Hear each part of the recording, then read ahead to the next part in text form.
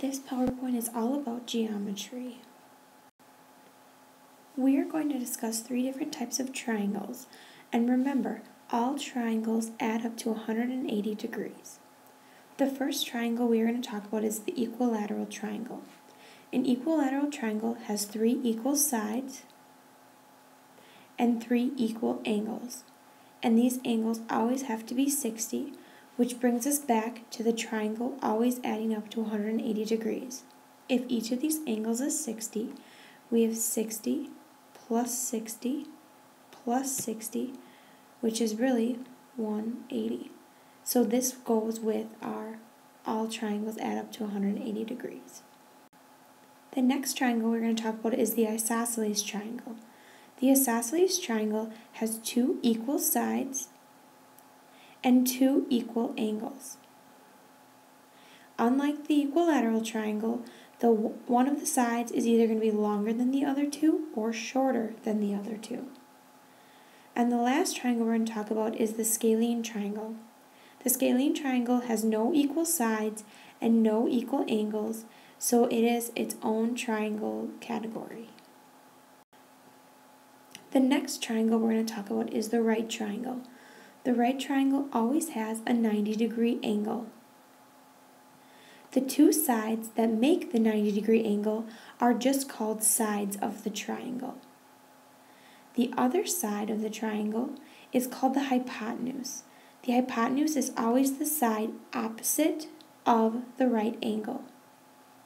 It is also always the longest side of the triangle. Because we have a right triangle, we have a special rule or law that can be used for right triangles. It is called the Pythagorean theorem. The Pythagorean theorem has a squared plus b squared equals c squared. In our diagram, we would have a over here, b, and c. A and b are always going to be the sides of the triangle. The c is always going to be hypotenuse, which means the c is always going to be the opposite of the right angle. One example in which we can use the Pythagorean theorem is if we make our a 3, our b 3, our b 4, and our c 5. If we were to write it in the Pythagorean theorem formula, we would get 3 squared plus 4 squared equals 5 squared. When we work this out, 3 squared is 9 plus 4 squared is 16 equals 5 squared, which is 25. This gives us 25 equals 25. And that's how we would use the Pythagorean theorem. In some examples, they will give you either A and B or A and C, and you will have to find the missing one. There are 2 different types of angles that we will be talking about. The first one is a supplementary angle. A supplementary angle are angles that add up to 180 degrees. They form a straight line. So most of the time you will see it like this and like this. They will give you one part of the line and you'll be asked to find the other one.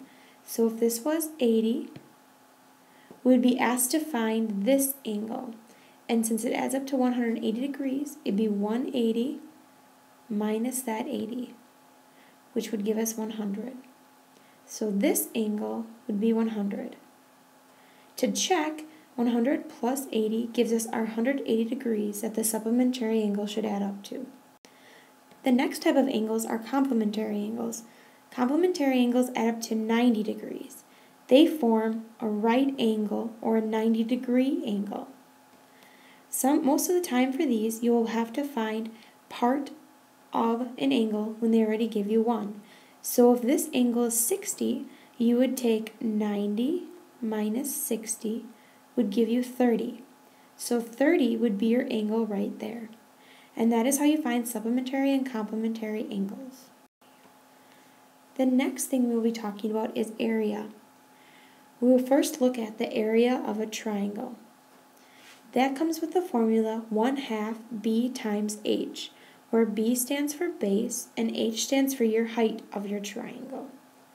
So if we were to look at a triangle, we would be given our base, which is the bottom portion of the triangle, say this to be 2, and our height. Now, this side and this side are not the height of the triangle. The height of the triangle is measured from the tip of the triangle, drawing a straight perpendicular line to the base, and this is where we find our height. So, to find the area of a triangle, we would take our base times our height and multiply it by 1/2 to get our answer. Now, for a rectangle area, we are given that it is base times height for our formula. So, in a rectangle, this would be our base, just like in the triangle, and this would be our height. So to find the area, we would take base times height. Next, the square. Since in a square all sides are the same as noted, we know that we can do side times side, and this doesn't matter which side you do as long as you multiply them together because, like I said, all sides should be the same. If this side is 5, then all of the sides will be 5. And those are 3 areas that we will look at. Now we're going to look at circles. When we look at a circle, there are 2 different things we can look for. We can calculate the area and the circumference. When we calculate the area, we use this formula, A equals pi times r squared, where r is always the radius. So, in our circle below, we can define the radius to be the point in the center of the circle and any line drawn from that point. All these lines give us the radius. Now, when we look at pi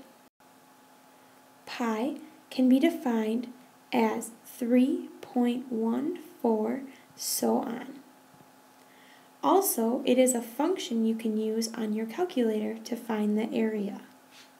Whenever we're dealing with circles, we will always be dealing with the radius and pi. Another thing when we deal with circles is the diameter. Diameter would be the straight line all the way across this circle. It is 2 times the radius. So if you can find the radius, the diameter would be 2 times that. And that helps us when we start looking at circumference. Circumference is C equals the diameter times pi. In this equation, pi is the same thing, and diameter we would find using 2 times r, which is the radius. Some examples would be the radius of 5. So from this point to here, it would be 5. We can use this to plug into our area formula. When we plug it into our area formula, we get pi times 5 squared. And for that, then we would solve. We would take the area equals 25 pi. And with that, we would multiply 25 times pi, which would give us 78.5. We also can look at the diameter equals 8. That means this line right here is 8. When we look at that, we can then calculate the circumference with that.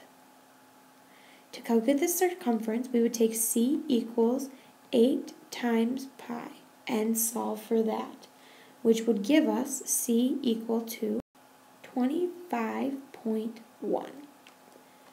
Now, when we look for the circumference and area, we can find them with either the radius or the diameter. When we have the diameter of 8, to find the area, we could divide it by 2, like in the definition, and get 4. Also with the circumference, we can always find the diameter if we are given the radius. And those are the 2 different functions we will be using when we look at circles. Also remember that pi and 3.4 are very close, but when using it, you might end up with a slightly different answer if you type 3.14 in and use that to multiply with your answer.